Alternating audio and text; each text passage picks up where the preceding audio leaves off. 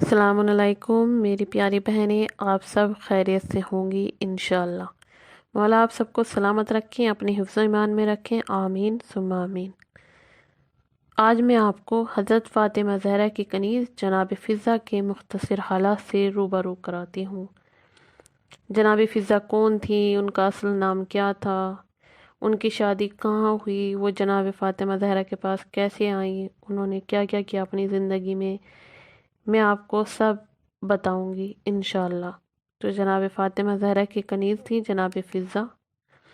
جناب فضہ کا اصل نام میمونہ تھا، حضرت رسول کریم نے ان کا نام فضہ رکھا۔ فضہ کے معنی چاندی کے ہیں۔ رسول اکرم نے ان کے سیاہ فام ہونے کے باوجود انہیں چاندی بنا دیا اور روشن ضمیر کر دیا۔ جناب فضہ حبش کی رہنے والی تھیں۔ وہ حبشہ کے بادشاہوں میں سے ایک بادشاہ کی دختر نیک اختر تھیں۔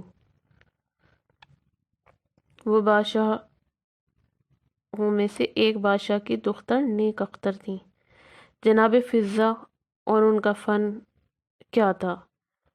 جناب فضہ فن میں ماہر تھیں۔ یہ جب حضرت فاطمہ زہرا صلوات اللہ علیہ کے خانہ اقدس میں آئیں اور ان کی ظاہری غربت و افلاس کو دیکھا تو اکسیر کا ذخیرہ نکالا اور تانبے کے ٹکڑے پر اس اکسیر کو استعمال کیا، جس سے تانبا بہترین سونا بن گیا، اور جناب فضہ اس کو لے کر حضرت امیر المومنین کی خدمت میں حاضر ہوئیں۔ آپ نے اسے دیکھ کر فرمایا کہ اے فضہ، تم نے بہترین سونا بنایا ہے، لیکن اگر تم تانبے کو بھی پنگھلا دیتی تو اس سے زیادہ بہتر سونا بن جاتا۔ فضہ نے تعجب سے کہا، مولا آپ اس فن سے بھی واقف ہیں؟ آپ نے امام حسین کی طرف اشارہ کرتے ہوئے فرمایا کہ یہ علم تو ہمارا بچہ بھی جانتا ہے۔ پھر فرمایا کہ اے فضہ، ہم تمام علوم سے واقف ہیں۔ اس کے بعد آپ نے اشارہ فرمایا اور زمین کا ٹکڑا بہترین سونے اور قیمتی جواہر میں تبدیل ہو گیا۔ پھر آپ نے ارشاد فرمایا کہ اے فضہ، ہم اس کے لیے پیدا نہیں کیے گئے، ہم زر و جواہر اور مال و دولت کے لیے پیدا نہیں کیے گئے، ہماری غرض خلقت، تبلیغ دین اور فروغ انسانیت ہے۔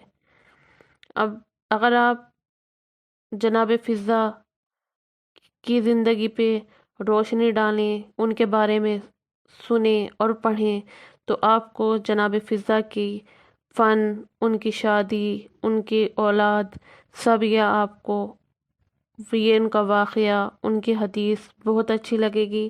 میں آپ کو جناب فضہ کے بارے میں سب کچھ بتاؤں گی انشاءاللہ۔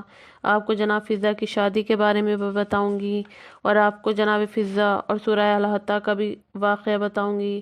جناب فضہ ضیافت حضرت رسول کریم کے بارے میں بتاؤں گی، اور جناب فضہ کی کتنی اولاد تھیں، ان کی شہادت کیسی ہوئی، کربلا میں حکم فضہ سے شیر کا برآمد ہونا، کربلا میں جناب فضہ کا حضرت زینب کو سوار کرنا، دربار شام میں پشت جناب فضہ پر تازیہ نے۔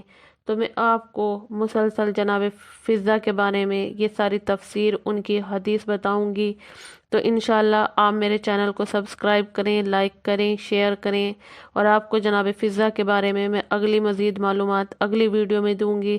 تو آپ مجھے کمنٹ کر کے بتائیں کہ آپ جناب فضہ کے بارے میں کتنا جاننا چاہتے ہیں، جناب فضہ کو کتنا سننا چاہتے ہیں، تو میں اس کے لیے آپ کو جناب فضہ کے بارے میں بتاؤں گی انشاءاللہ۔ دعاؤں میں یاد رکھیں، چینل کو سبسکرائب کریں، کمنٹ کر کے بتائیں، تو میں آپ کو جناب فضہ کے بارے میں آگے بتاؤں گی۔ خدا حافظ، السلام علیکم۔